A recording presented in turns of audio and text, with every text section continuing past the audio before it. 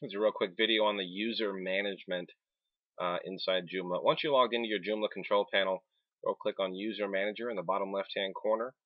It's going to bring you to the screen that has all the users on your website. So when people create accounts at your website using the login screen, they're going to obviously create an account with a username and password and email.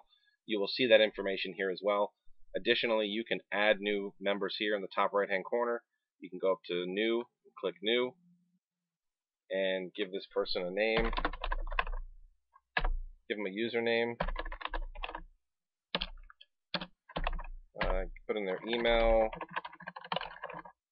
Give them a password. Type it in twice. And here you're going to add that user to a group. So if you're running a website where folks can log in on your home page, then you would give them public front-end access. So typically you're going to give folks a registered access to your website.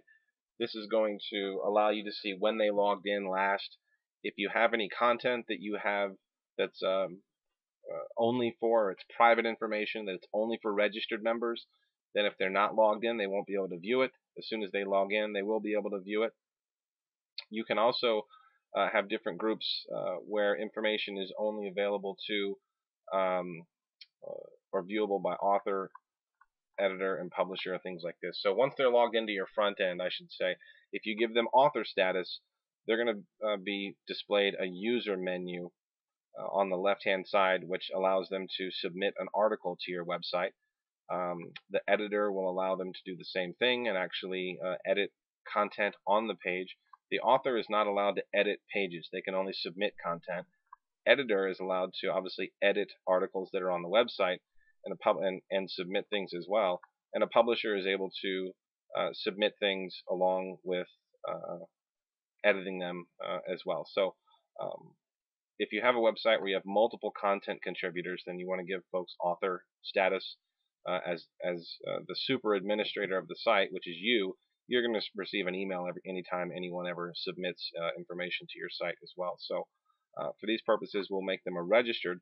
You can also give folks back-end access or to this area that we're looking at here, the administrative back-end. If you want to make them a manager, that they can manage some of the content in the articles. An administrator can do things with modules and also manage content, and a super administrator can pretty much do everything. For that user, you want to select their back-end language. Again, pay attention to the tooltips. Take a look at these when you come in here and read through them. We'll give them English. We'll select a front-end language as English as well. If we're going to give them, if they're an author, we want them to use this specific editor to edit articles, and we want to set their specific time zone wherever this individual is. And then here you can block the user. We don't want to block this individual. And do we want them to receive system emails? And typically that's going to be no. Normally you would only want your administrator or your super administrator to receive system emails, possibly your publishers. If they're going to be approving content and publishing content and whatnot, you might want them to receive the notification as to when something else came in or when you publish something as well.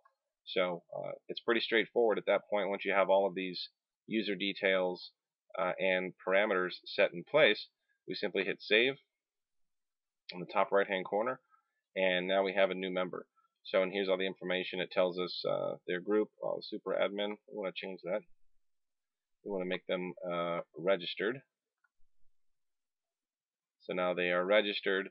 It shows us that they are enabled. If I want to disable their access to the site, I can simply click this green check, and it tells me that I've now disabled their account for the time being. I haven't deleted it, but I've simply disabled it so they can't log in. That's a nice nifty feature to have as well. And obviously I can tick the box next to their name and go up to the top right and hit edit in order to get into all those details again. Or I can simply click on their name and it'll get me into the same area to edit the specifics. So that's a quick rundown on the user manager. It's pretty straightforward, and I hope that was helpful.